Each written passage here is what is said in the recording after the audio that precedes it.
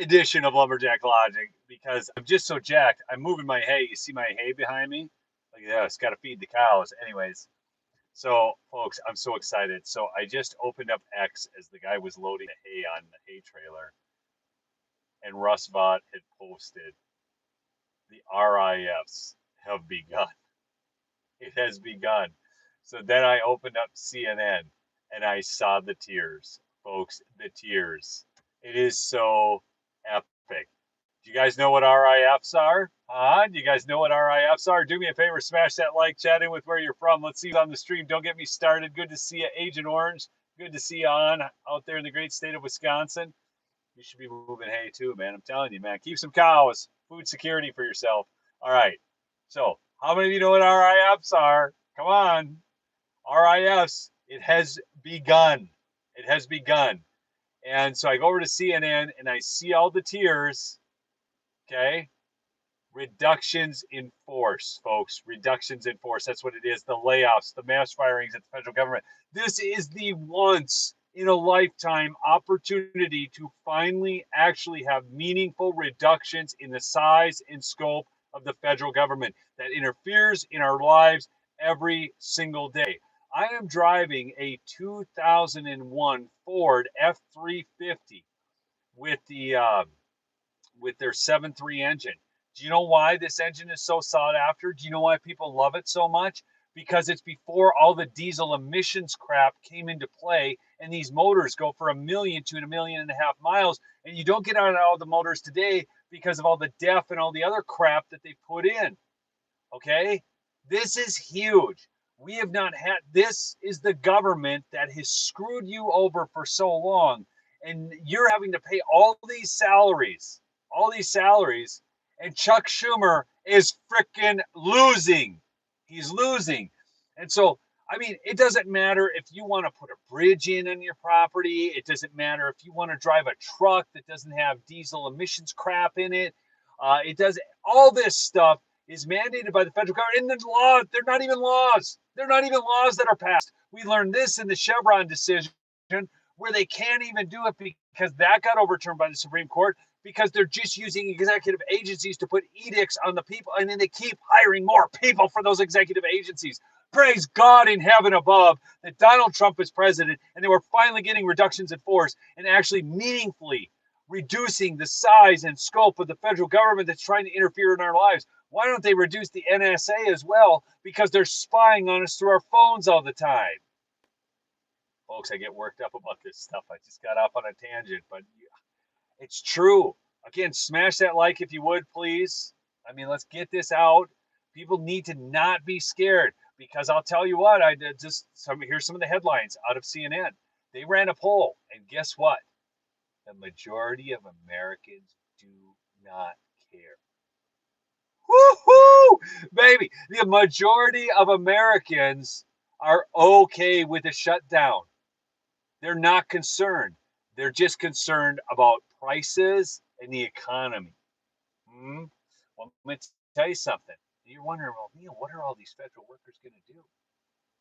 Well, they could learn to code. Oh, wait, the coding isn't working and AI is replacing those jobs. Do you know what maybe they could do? Like my son is learning welding, a trade. They could learn a trade. Wouldn't it be great for us all if liberals learned a trade? They learn how to run wires in houses. Yeah, I built my house. These are good skills. These are things that you can never have taken from you. Okay? So why don't they learn to plumb, learn to code, learn to, and if that's the coding thing isn't working out, they can learn to, put in electrical wires. They can learn to pound nails. Okay? Anyways, folks, I want our military paid too. It is absolutely ridiculous since if we're going to cut non-essentials during a government shutdown, wouldn't paying the military be an essential? So how did that get turned into the non-essentials? But folks, I mean, oh, praise God. See, what did every other Republican do before? People, what did every other Republican do before? Okay? If we had a situation where the Democrats were like, well, if you don't give us money for illegals for healthcare, if you don't give us money for transgender surgeries in Rwanda, if you don't give us money for gender studies in Pakistan, we're going to shut the government down. We're going to blame it on you. And what did every other freaking Republican administration do? What did every other Republican Congress do with Joe Biden? That's right, Robin, they caved. They caved. And finally, we've got a leader who comes along and doesn't cave. In fact, he says, hold on, you've given me more power through this shutdown. So now what I'm going to do? I'm going to fire them all. Okay? They're using your tax dollars against you.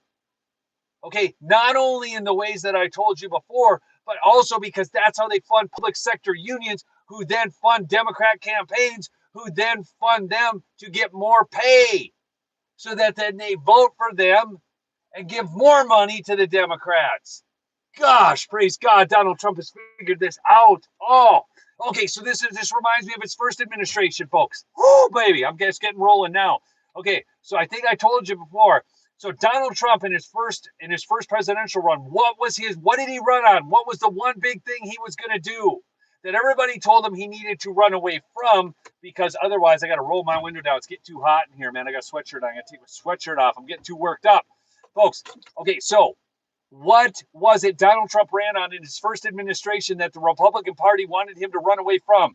Answer this question. I want to see who's got this one, because this was huge. Okay, it was huge. And somebody said drain the swamp, but he talked about drain the swamp, but what he really ran on, it's the same thing he ran on the second term. Okay, he ran on the fact that we needed to build, bad Penny got it, build the wall and close the border, build the wall, close the border, deport illegals. And every other Republican was freaking out. And do you know what they said?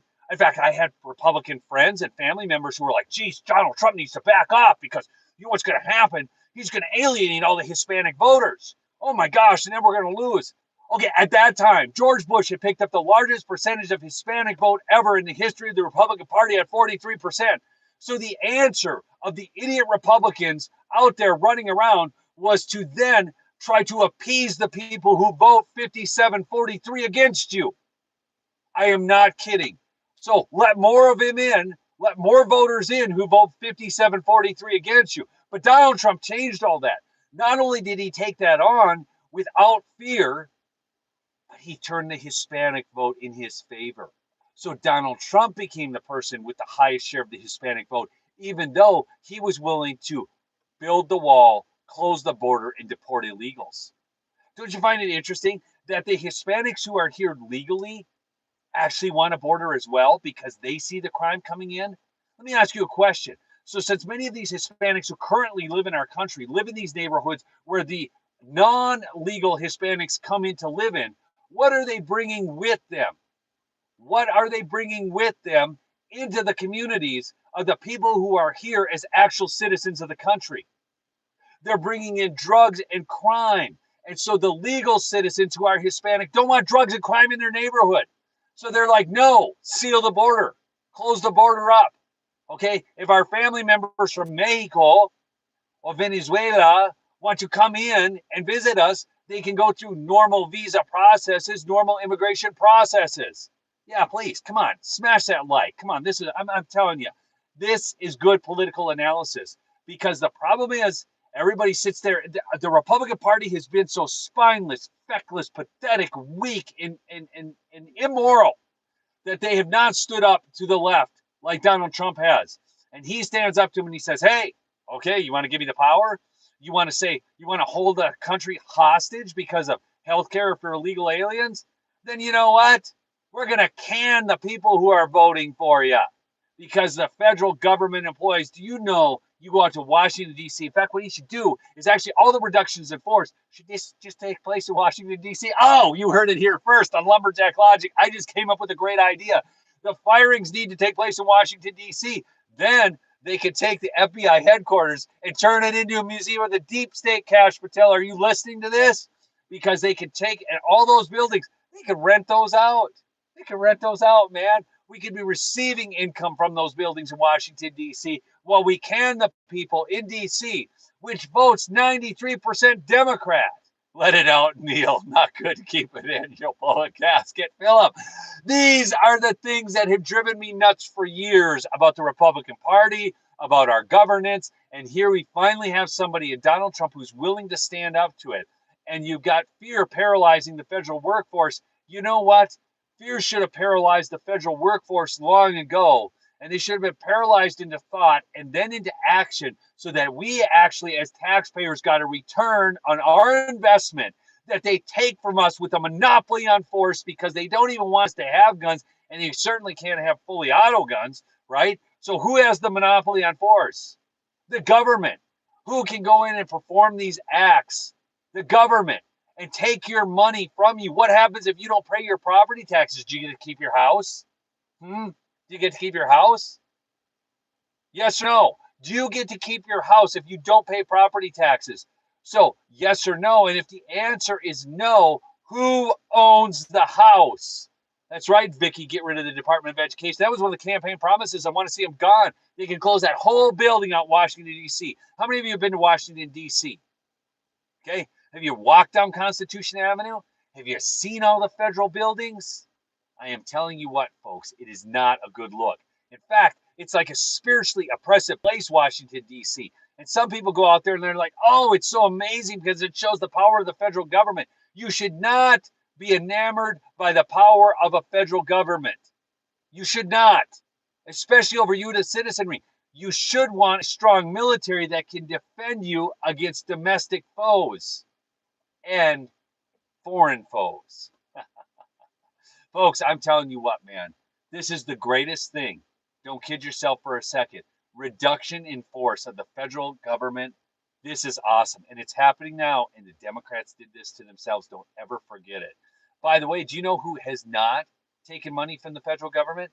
That's right, Mike Lindell. Go support him at mypillow.com/lumberjack or call the 1-800 number. My mod Michelle will post that for you. 1-800-568-2865. And get you those percale sheets. Once they're gone, they're gone. A bunch of colors are already missing. Any color, any size, $29.88. Go get yourself some. But if you really want to treat yourself, get yourself some Giza sheets. Get the percales because they're still really nice for your liberal friends and relatives for Christmas. And get yourself some Gizas or get your conservative friends Gizas. Christmas is coming, all right? Folks, I am so excited about this. I hope you are rejoicing with me. I hope you are rejoicing with me in what's taking place right now. How many of you are excited, yes or no, about reductions in force in the federal government? Or how many of you are concerned? Excited, just say yes. Concerned, just say concerned. Okay? Lindell, there'll be a statue for him like Paul Revere. I'm telling you what, he never for once backed off. Never once. Okay? So look, everybody's excited. See, we're all excited about reductions in force. So you liberals who might be joining this, it might have popped into your feed in the algorithm, okay? Just know that this is actually a good thing. It's glorious. Praise God in heaven above. Folks, I got to keep moving hay. I got to get a skid steer, then stack the hay, then move my cows back to the main pasture, water the cows. I got a busy day ahead of me. I've got an upload, though, that I promised you. I got to get that done. I'm telling you, it is such a good story. Make sure you got your notifications on because I am just going to have fun with this one. All right. I love y'all. Keep fighting the good fight. We'll see you on the next episode. Peace out.